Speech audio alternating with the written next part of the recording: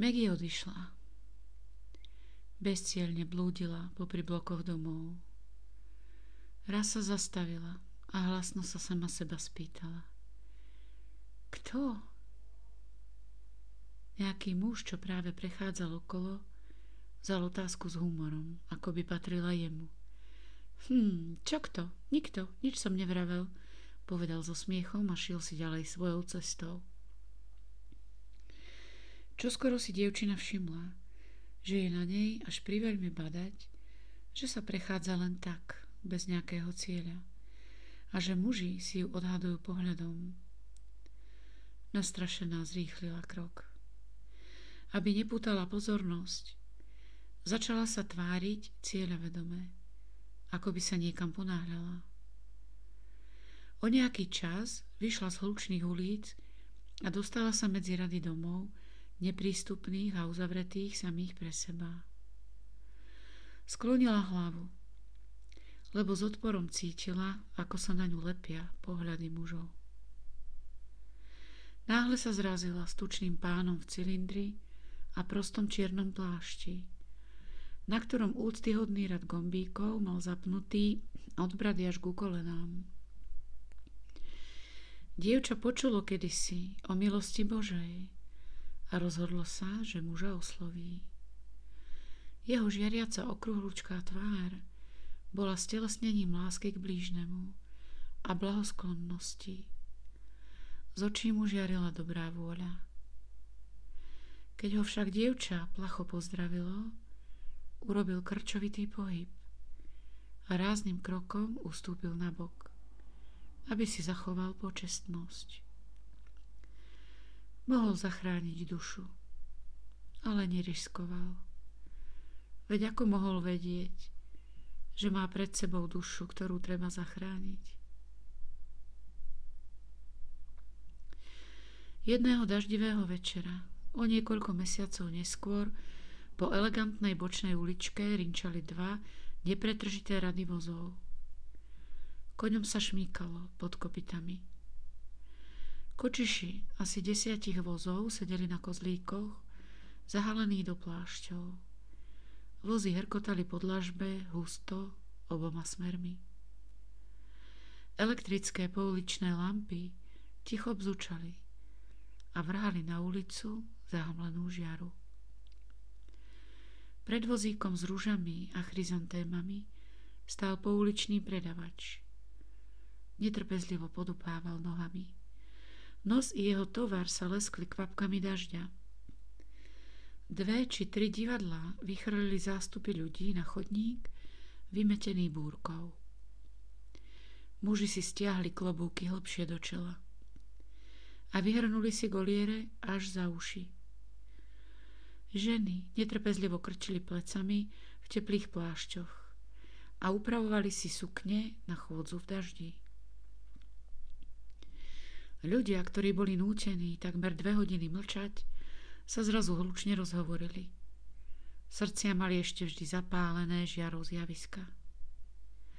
Chodníky sa premenili na búrlivé more dážnikov. Muži vybiehali na cestu a vstýčenými prstami privolávali drožky a povozy. Či už prejavovali zdvorilú prosbu alebo kategorickú žiadosť. K staniciam nadzemnej železnice sa uberal nekonečný sprievod. Zástup akoby žiaril rozkošou a blahobytom. A zda tento dojem potvrdzovali aj drobné oblečenia, dobré oblečenia a 2 hodiny, ktoré chodci strávili na mieste zabudnutia.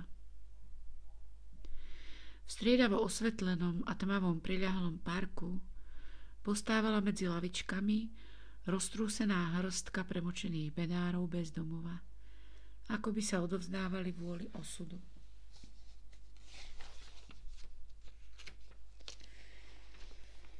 Po ulici kráčala príslušníčka mestského združenia namaľovaných predavačiek rozkoší. Na mužov, ktorí prechádzali popri nej, vrhala všakovaké pohľady podľa situácie. Dedinčanov a holobriadkov vyzývala úsmevom, ale ale mužov s pečaťou veľkomesta ako by vôbec nevidela.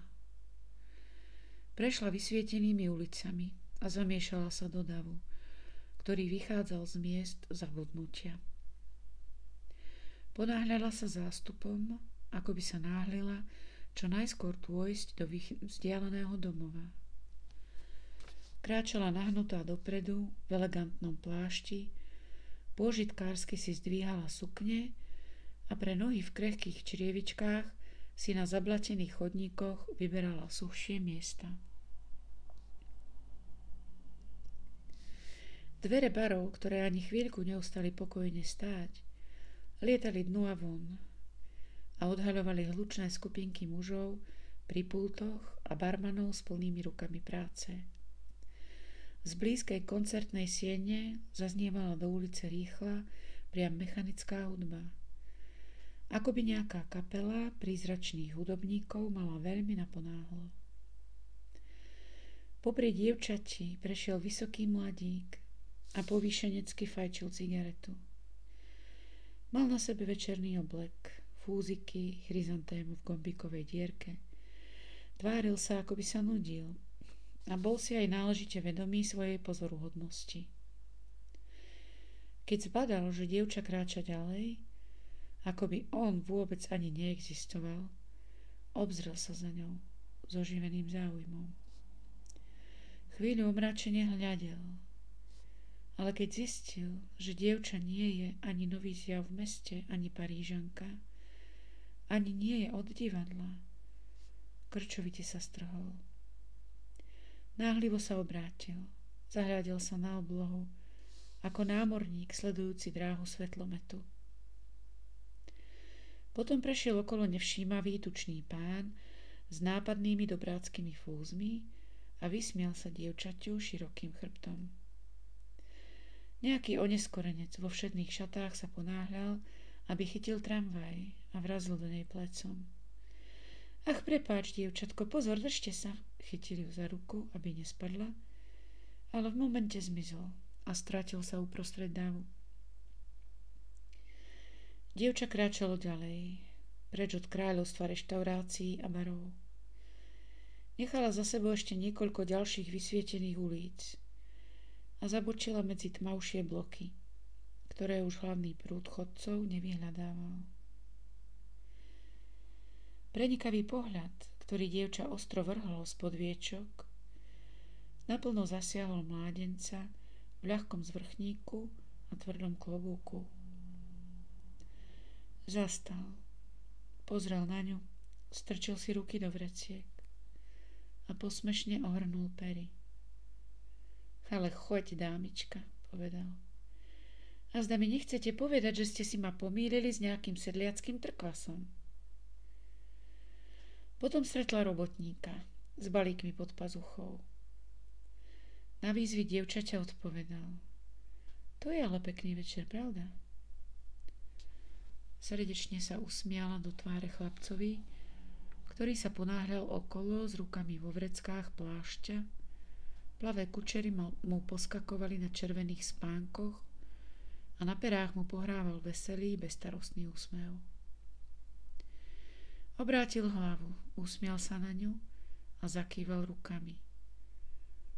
Dnes večer nie, a zda niekedy inokedy. Opilec, ktorý sa jej tackal v ceste, na ňu hulákal. Nemám peniaze, volal zúfalo. Podkýnal sa ulicou a horekoval sám nad sebou. Nemám ani fuka, to je smola, už nemám ani fuka. Dievča zašlo do tmavého predmestia pri rieke, kde vysoké čierne továrne uzatvárali ulicu a na chodníky dopadali len občas široké pásy svetla s krčiem. Z jednej sa ozývali zúrivo trápne husle, dupot nôh na doštenej dláške a výbuchy hlasného smiechu.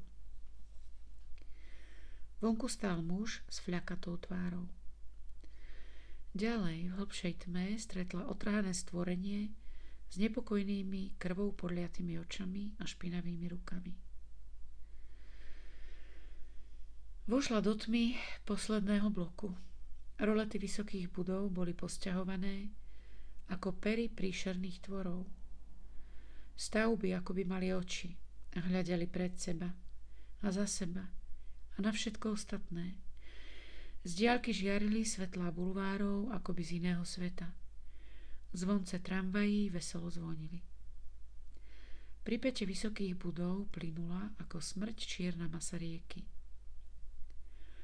z ktorej si skrytej továrne vyšľahla žltá žiara a na chvíľku osvietila olejovú vodu, plieskajúcu do drevenej výstuže brehu. Rozličné o živote svedčiace zvuky, ktorým vzdialená a zdanlivá nedotknuteľnosť dodávala veselosti, slabo doliehali k dievčaťu a strácali sa v úplnom tichu. V oddelenej časti baru sedel muž so 6 ženami. Ženy sa veselo smiali a obletovali ho zo všetkých strán. Muž dosiahol taký stupeň opitosti, keď človek miluje celý svet. Ja som dobrý človek, dievčatá, vravel presvedčivo. Ja som dobrý človek.